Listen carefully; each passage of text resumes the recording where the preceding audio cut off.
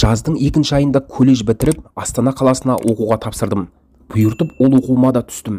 Оқу уақыты жақындап қалған кезде тамыздың 25-нен кейін Астанаға барып жатақханадан орын алу керек деген хаттар келіп жатты. Сабақ басталғанша орын алу керек деп оқуға кеттім. Үй іші шығарып салып вокзалда қолдарын сермеп қала берді. Бар ойым қалай болар екен, жаңа таныс, жаңа қала, жоғарғы оқу орын деп ішімнен құмырсқа жүгіріп өткендей қобалжып отырдым. Әнемне дегенше Астанаға да келіп орын алып 3 бала бір комнатаға жатыппыз. Барлығы өзімнің болашақ группаластарым. Жаңағы екеумен танысып қай қаладан екенін сұрастырып жаттық. Сөйтіп сабақта басталды. Үшеуміз комнатада бірге тұрғасын өте жақсы араластық. Солай уақыт өтіп жатты, ешкім ештеңе байқамады.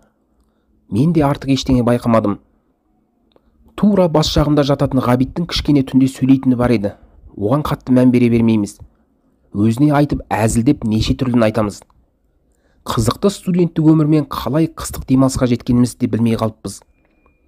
Ғабит өзін оқу басталғаннан бері жақсы оқитынын барлық мұғалімдерге көрсетіп дәлелдеп тастаған еді. Сонымен кешкі 10 кездерінде тамақ ішіп үшеуміз әңгімені жіберіп отырдық. Нұртілеу Ғабитке "Сенде бәрі 5 қой, саған бағаларды автомат қояды" деді. Ғабит "Иә, білем. Мен билетті де ертерек алып тастадым. Бұйырса бір күннен кейін жолға шығам, ал сендер емтихан тапсырасыңдар" деп күліп жаттық. Сонымен Ғабиттің кететін күнінде келіп, бізбен қоштасып жолға кетті. Емтихандар тапсырып, сессия жауып жүре бердік. Бар ойым тезірек үйге қайту болып жүр. Ең соңғы емтихан тапсырып, кешкісін ертеңгі жолға дайындалып жаттық. Нұртілеу екеуміз де. Кешкі шайды ішіп болғасын ұйықтауға кірістік.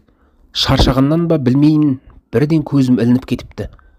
Түнде комнатаның ішіндегі дүбірден ояндым.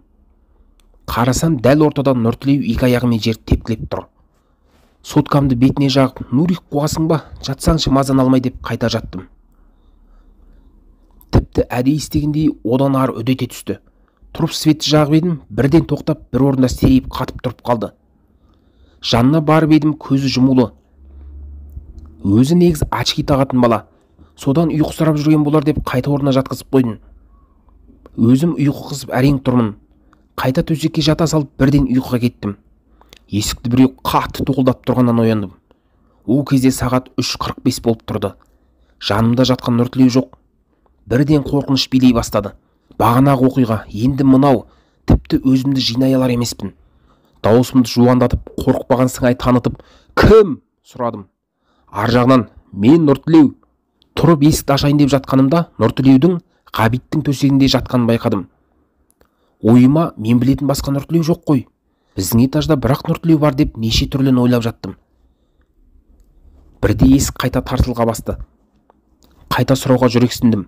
Ақырын тұрып Нұртілеуді ояттым. Ол оянған сәтте-ақ есік жым-жырт басылды. Нұртілеуге жағдайды айтып едім. Барып есікті ашып, ешкімнің жоқ екенін айтып, қайта өз орнына барып ұйықтап кетті. Менде маза жоқ. Екі көзім есікте. Тағы біреу келетіндей болып көрінді. Қарсы атқыр ұйқыда келер емес. Жарты сағаттан кейін Нұртілеудің орнынан тұрып, бүкірейген қалпы шкафтың бұрышына барып тіреле кеткенін көрдім. Жүрегім аузыма келіп, үстімнен суық терім бұрқ ете қалды. Бұндай көріністі бірінші рет көруім. Көзімді жұмуға қорқам. Қайта ашсам, тура бетіме қарап тұратындай сезіммен тек Нұртілеуге қарап жата бердім. Нұртілеу де 4-5 минутқа жетер-жетпес тұрып, қайта бүкірейген қалпы ортаға отыра кетті. Мен сол кезде қорыққаннан қалай айғайлап жібергенімді білмей қалдым. Сол кезде ол өзіне келіп төсегіне жатып қалды. Түнімен ұйқы жоқ. Абырой болғанда енді қайталанған жоқ. Ертеңінде мен бірінші болып кететін болғандықтан, мен кеткенде ол ұйықтап жатқан еді. Ештеңе айтып үлгере алмадым. Кейін үйге жеткесін звондап барлығын айтқанымда, ештеңе есінде жоқ екенін айтып, бір жағынан маған "Қалжыңдап тұрсың" деп сенбеді. Содан 1 жылдай уақыт өтті. Бұдан кейін Нұртілеуден ондай жағдай байқалмады. Сонда бұл не? Нұртілеудің ұйқы сұрағаны ма? Нұртілеу іште жатса, сыртта есік қаққан кім? Маған жұмбақ, басқаларға өтірік оқиға болып қала берді.